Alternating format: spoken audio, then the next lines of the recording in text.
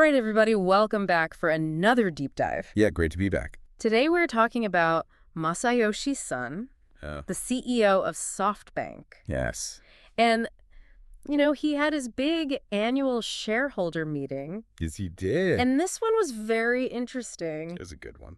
Because, it's always interesting. Yeah. But this one was very interesting because, obviously they're not doing great financially. Right. Their last quarter, I think revenue was up, but profit was down. Yeah, it's a mixed bag with SoftBank these days, for sure. But this deep dive that we're going to do today is not about their current financials. Okay. This is about, the future that Son envisions. Yeah. And what he was really trying to get across to investors in the shareholder meeting is, stop looking at the numbers. We're building towards something much bigger here. A grand vision, yeah. And he calls himself, an entrepreneur investor or an investor entrepreneur. It's very interesting. He's got this philosophy, right, of evolution and growth. Mm-hmm. And that's kind of the lens through which he sees everything. Yeah.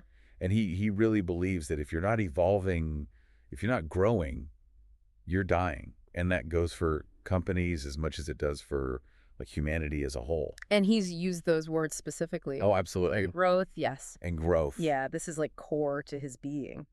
He's said that in past shareholder meetings as well? This is the North Star for Masayoshi Son, evolution and growth. You can't just rest on your laurels. Right. If you look at companies like Kodak, right. What happened there? Yeah. They missed the boat. They were at the top of their game. Digital happened. But they didn't adapt. It did not evolve. Yeah. And they got left behind. And so he's really trying to instill that in his employees and also in his investors. Absolutely. And he sees that his role is not just to, like you said, put money into something and then sit back. Right. He wants to be actively involved. He wants to be shaping these companies. Yeah, he doesn't just want to be a return investor. He wants to be an actual contributor. An entrepreneur within the companies that he invests in. Exactly. Yeah. And you see that from the very beginning of his career, with Yahoo. Japan, for example.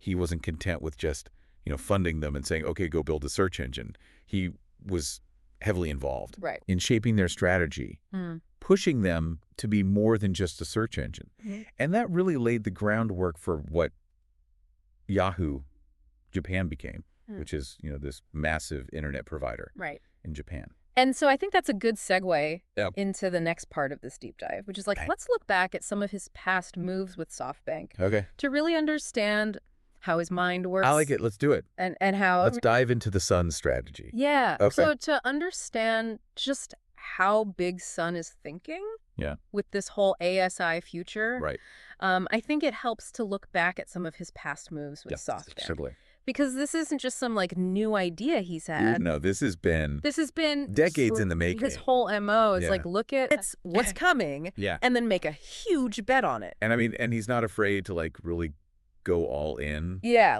bet the company, bet the farm. The future of civilization, basically. Yeah, it's not just bet the company on this quarter. Right. It's bet the entire future of humanity on this. It's very different. But let's back up for a sec. Okay. For people who aren't as familiar with SoftBank's investments. Give me some examples. What are some examples of these big bets he's made? So, early on, in the internet days, everybody was still trying to figure out dial-up, right? Right. He goes all in on broadband in Japan with Yahoo. BB. So way ahead of the curve on that one. Way ahead of the curve. Yeah. Massive bet, pays off huge. Right. Then you've got the mobile revolution happening, right? SoftBank buys Vodafone Japan, which was struggling at the time.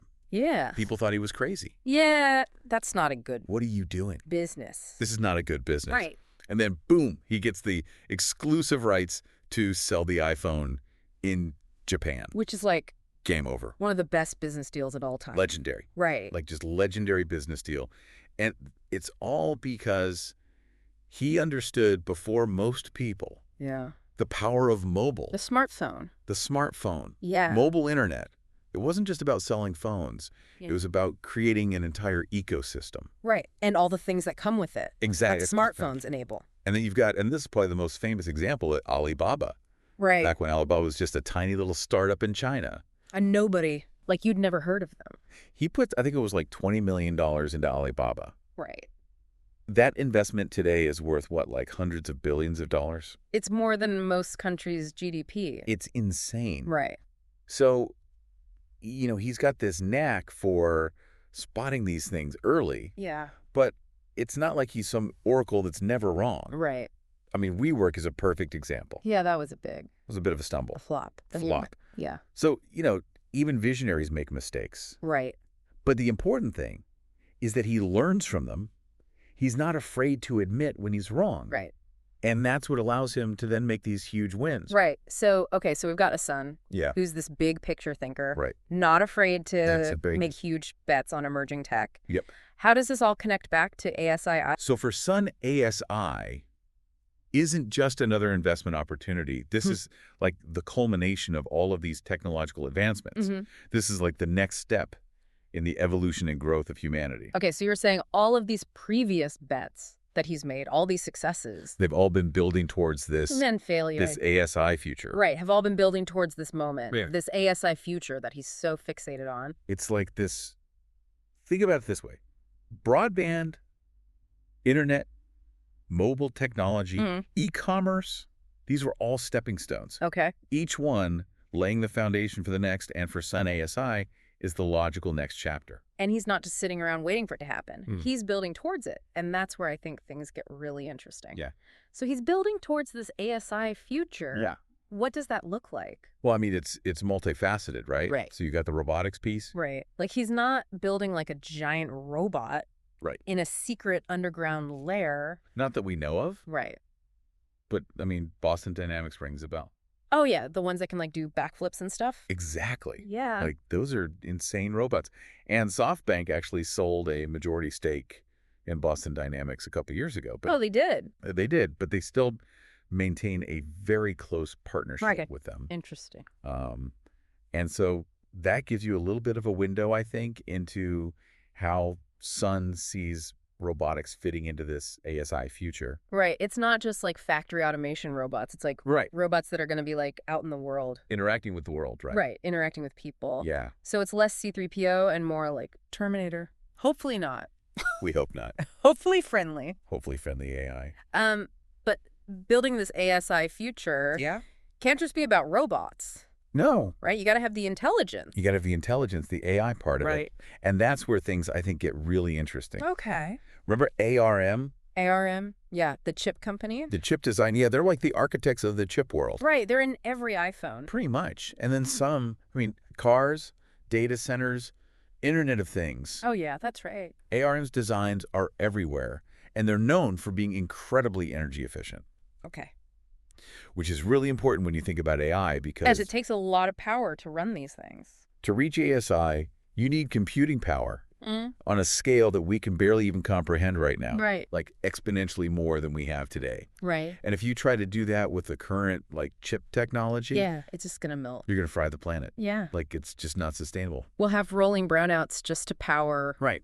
our AI overlords. Exactly. Okay. So ARM is really crucial because their designs allow for this incredible processing power, Yeah. but with minimal energy consumption. So it's sustainable AI. Sustainable AI, exactly. Okay, I'm starting to see how the pieces fit together here. Yeah. But for you, the listener out there, Yeah. what does this actually mean? Right. Like, what does an ASI future actually mean? What does it mean for humanity? Like, is it exciting? Is it terrifying? It's both. It's exciting and terrifying because on the one hand, this is the single biggest opportunity that humanity has ever faced, Yeah. but it's also the biggest unknown. Right. Like we've never encountered anything like this before. Okay, so let's start with the positive. Right. What's like the utopian vision here? So Son talks about ASI alleviating suffering and multiplying joy. Okay.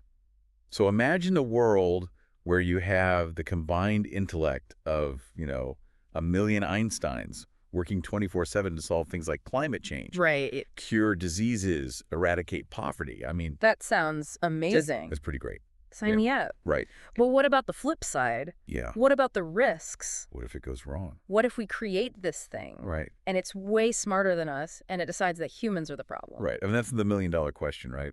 Or the $1 trillion question, I guess. Yeah. $1 trillion question. How do we control something that's 10,000 times smarter than us? Right. How do we make sure that its goals are aligned with ours?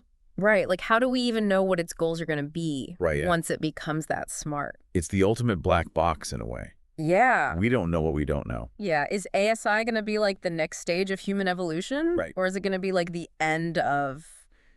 The end of humanity. Humanity as we know it. Yeah, and that's what's so fascinating about Son.